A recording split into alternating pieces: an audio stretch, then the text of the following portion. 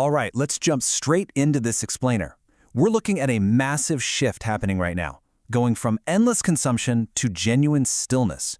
And we're going to start by addressing this collective kind of unspoken restlessness that millions of us are feeling today. You know, why does this life feel so hollow, even when we have everything we were told would make it full?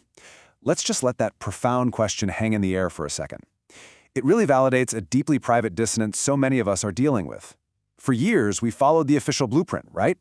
We were promised that if we just hit certain career milestones or societal markers of success, boom, we'd be fulfilled. But for millions of people, the achievement arrived and the fulfillment? Yeah, not so much. Instead, there's just this strange, echoing emptiness.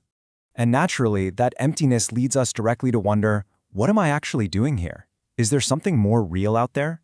Now, philosophers have been asking this for centuries, but what's completely wild today is the sheer scale and simultaneity of it. Millions of everyday people, scattered across totally different cultures, are suddenly hitting a brick wall with modern information overload. We're all realizing that endlessly seeking new information isn't fixing the emptiness at all. Whether it's sparked by a personal health crisis or just the heavy weight of living a life based on someone else's values, people are simultaneously demanding something more real. Which brings us to a massive irony of our time. The internet absolutely did not create this awakening, but it accidentally made it collective. Think about it. The architects of the attention economy built these algorithms purely to capture and monetize your attention. They optimized for outrage, novelty, social comparison, the whole shebang. But what they totally failed to anticipate was what happens when a person consumes all that anxious distraction, finally hits their breaking point, and starts asking really deep questions. Suddenly, within hours, that isolated questioning person realizes they are definitely not alone. Okay, let's look at how we got here.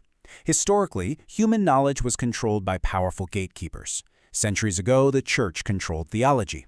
By the 20th century, universities told us what counted as legitimate inquiry, and broadcast media controlled the official version of current events. And, those systems inevitably shaped the truth to fit the interests of whoever was controlling the gate. But the internet blew those gates completely off their hinges. Now sure, the internet created its own flawed gatekeepers, like engagement metrics and algorithms. But something absolutely incredible escaped during this transition. Just look at this. Today, if you're asking genuine questions, you can access the sum total of human wisdom in a single afternoon.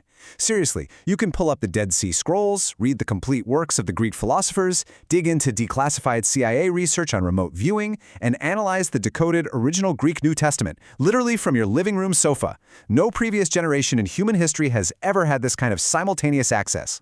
And because of that unprecedented access, people discovered something pretty startling. The content that's really resonating with people right now isn't some complex academic framework, it's this simple gut-punch realization. What you were taught is not the whole story. It perfectly names that exact dissonance we feel between the official version of reality we were handed and our own direct, lived experience of it.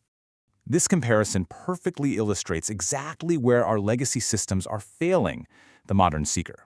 See, our institutions were built for compliance, not for genuinely questioning people. Take the education system. It was optimized to produce compliant workers for an industrial economy. But today, people are encountering these institutions directly and realizing, wait a minute, the official account simply does not match my lived reality. The source material uses the medical system as a prime example of this disconnect.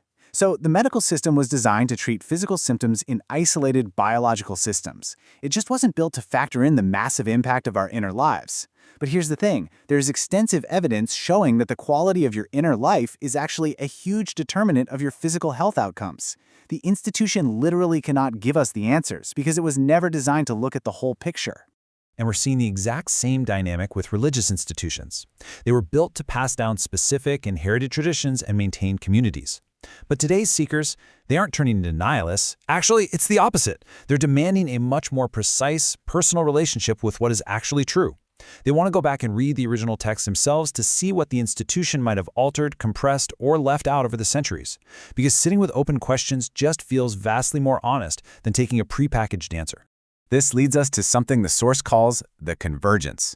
And honestly, this is where it gets super exciting. What is genuinely extraordinary about this current moment isn't just that people are asking deep questions. Humanity has always done that. What's mind-blowing is that millions of people, starting from totally different viewpoints, are mapping out the exact same truth and landing at the exact same coordinates, all at the same time. It is absolutely fascinating.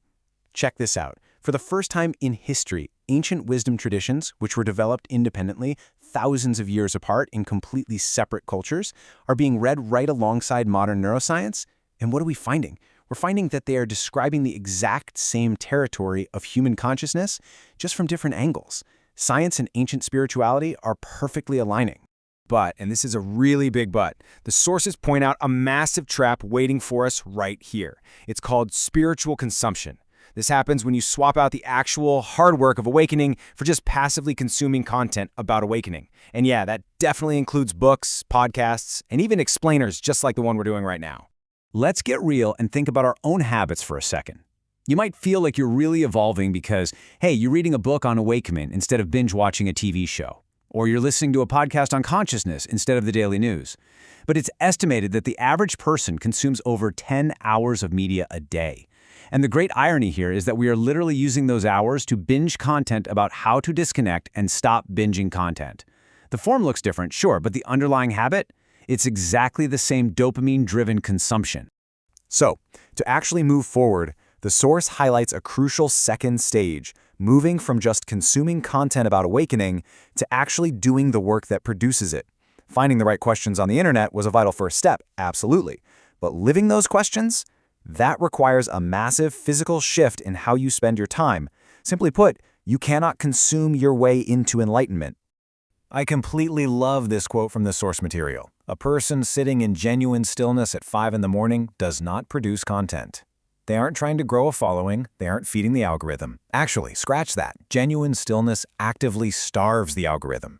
But by sitting in that absolute quiet space, they're doing the one thing no piece of content can ever do for them. They're actually experiencing awakening. So how do we actually make this actionable transition into a daily practice? The texts break it down into 3 clear steps. First, you literally have to stop consuming so much content about awakening. Step away from the screen. Second, establish a physical, daily habit of absolute silence, like setting an alarm for 5 a.m. stillness.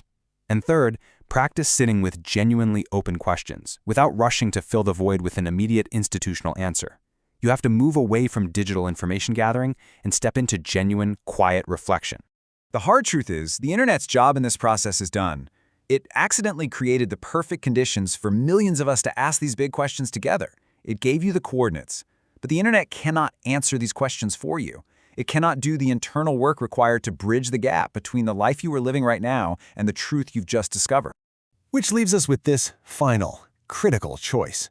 You've got the information. You know that endlessly consuming more content won't get you across the finish line.